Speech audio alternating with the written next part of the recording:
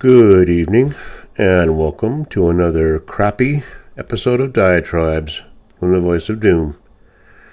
Now here's your crabby and cranky host, Voice of Doom.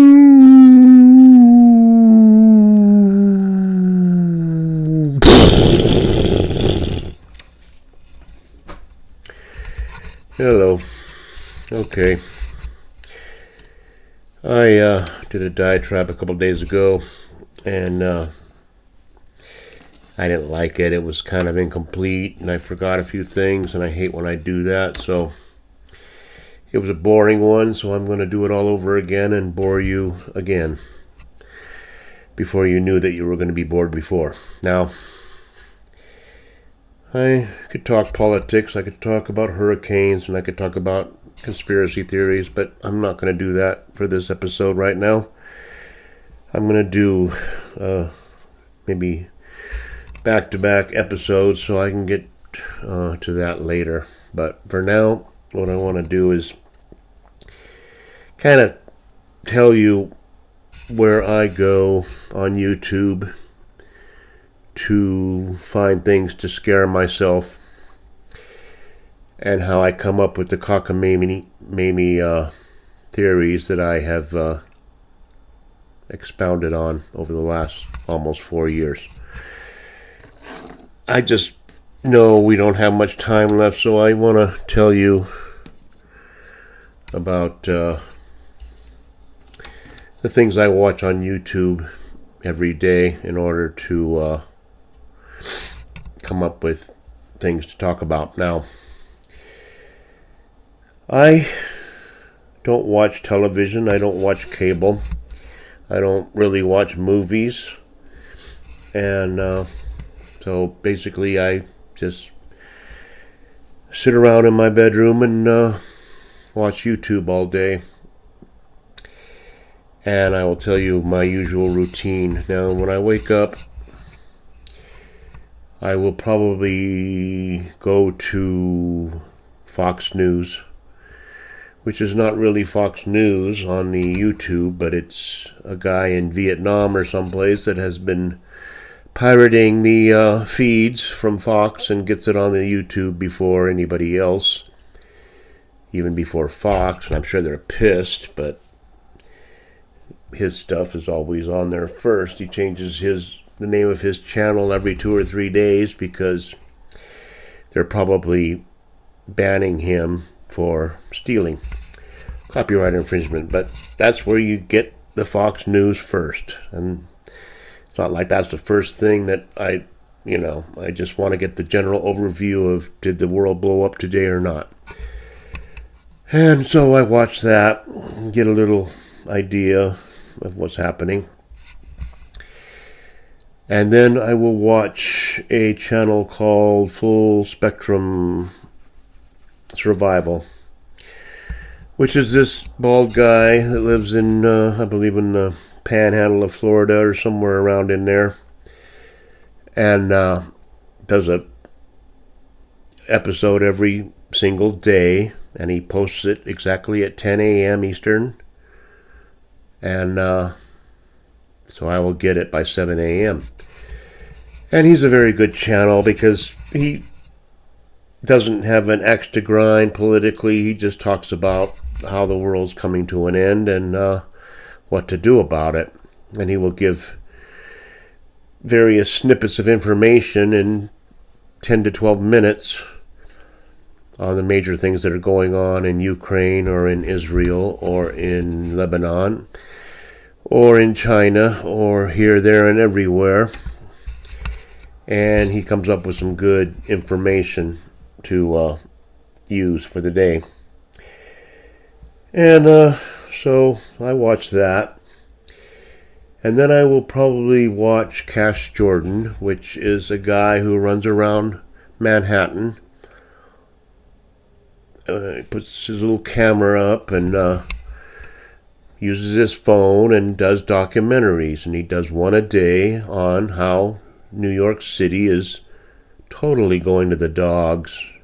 You never get it on the mainstream media, but he shows the looting and the pillaging and the rioting and the crime to the point where New York can't function anymore. And my previous theory was that they were allowing New York to just run wild and just let crime do whatever because they knew that they were going to blow the city up eventually anyway. But that may not be why they're allowing tens upon thousands of migrants to live in hotels or live on the street or live in tent cities or do whatever. And the gangs are just doing whatever the hell they want, and people are just, it's just mayhem.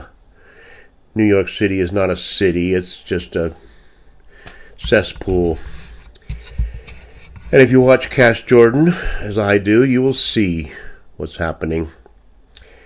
But my new theory is not that. It's that they will allow the cities to survive if they want to. I don't know. I think they might have the place decimated, but if they don't, the main point of allowing this rampant crime is they don't want businesses in New York City. They don't want CVS, they don't want bodegas, they don't want Target, they don't want anything. They don't want boutiques, and they don't want high-end shops. They don't want any of that. They only want people to buy online, and all there will be in New York City is people living in very, very small apartments. And you just see Cash Gordon because some of these apartments are so small, they're not even, I mean, they're like phone booths, literally. They're like phone booths that you can rent for like $500 a month because nobody can afford the $5,000 or $6,000 a month that they want for a regular apartment. So people are living in phone booths. This is like Japan, where they live, you know, they sleep in shelves, and it's just ridiculous. But I think that they just basically don't want any mom and pops. They don't want any business at all. They don't want anything. Everyone who wants anything, including food, will get it online. And if you're hungry and you haven't bought stuff ahead of time, then you're just going to go hungry for a day or two until Amazon rolls up with your HelloFresh or whatever you ordered. Now, after I'm done watching Cash Jordan, I will watch something like, I like Megyn Kelly. She's a very good podcast, and she's kind of gets good guests, and she talks about things in a realistic way, and I get a lot of good information from her. And she makes me look tame as far as anger goes. A lot of these people do. Now, what else do I like to watch? I like to watch Sky News. I like to watch Rita Panahi, especially her segments on lefties losing it. It's very entertaining. And I like the Australian news. Sky News is the Australian version of Fox, only they're a little bit more out there in your face because they're in Australia, so they can say more about our beloved used-to-be country than we do here. So I like Sky. I like YN. It's a Indian channel that tells about international news that we never hear about. That's where I heard about the Congo and how they're making kids crawl down into pits and holes to dig out cobalt with their bare hands for the electric cars. And I've learned a lot of things from them about what's really going on and how many bombs are really going off everywhere. What else do I like to watch? Okay, I like, well, at night I watch Canadian Prepper, and he's a guy in Canada that looks like he's not that bright, but he's actually kind of a genius. And he knows a little bit about everything. And he talks about prepping, and he talks about the coming nuclear holocaust, and he talks about all the things that are going on with the weather and everything else. And he's not a conspiracy theorist. He uses data, and I like watching him, but his videos are a little long. They're kind of like anywhere from 30 to 45 minutes long, so a lot of times it gets a little bit cumbersome to watch, but I enjoy his information. And then what I do is hope that one of my probably all-time favorite YouTube news channel has an installment, because I will enjoy that immensely. But he only does a video like once every 7 to 10 days. And when he does a video, he has all of his eggs lined up in a basket, all his ducks in a row. His name is Andrew, and his podcast or news channel is called Walk Don't Run, or Run Don't Walk production. Run Don't Walk. And he's the best. It's the best YouTube channel for news on this here computer. And the reason it's the best is he disputes things that we have learned from the mainstream media by using actual data. And he gives you the facts and figures exactly as they are from reputable sources. And he's very sarcastic and funny, so I enjoy watching him.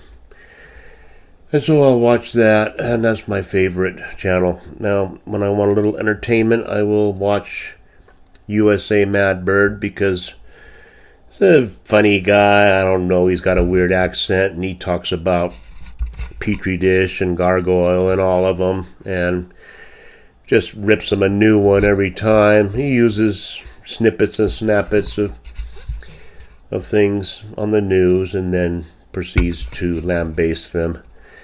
And it's really funny, and it's only 2 or 3 minutes long mostly, so you can watch it real fast. So I wanted to give you an idea of what kind of stuff I watch in order to get the information I get. What else do I watch? I like watching old sitcoms from the 80s and 90s and 2000s, and I'll watch Seinfeld or maybe some Barney Miller or even Mary Tyler Moore. I'm just from that era. That's my comfort area, Watch a few Mary Tyler Moore episodes, Barney Miller. And if you watch Barney Miller, it was made back in the late 70s, mid to late 70s, and a lot of the stuff is very relevant to today. So it's amazing how far we haven't come. But that's my first installment for this time period, because I just wanted to tell you what kind of stuff I watch, and I urge you to watch some of those things so that you understand where I'm coming from, especially Run Don't Walk and Cash Jordan and Full Spectrum Survival. I watch those every day, and you'll see what this so-called country has become. So it's not very entertaining. I just wanted to give you a little bit of stuff about where I get my crap from and what I like to watch, and then if you watch it. And you can find all of these channels in my homepage of my channel. I have a list of them there that you can look at. So that's just about it. I don't watch much else.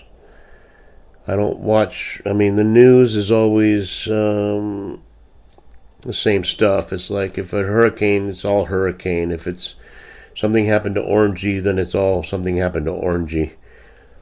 So the basic breaking news on YouTube is not relevant, and I wouldn't recommend watching it.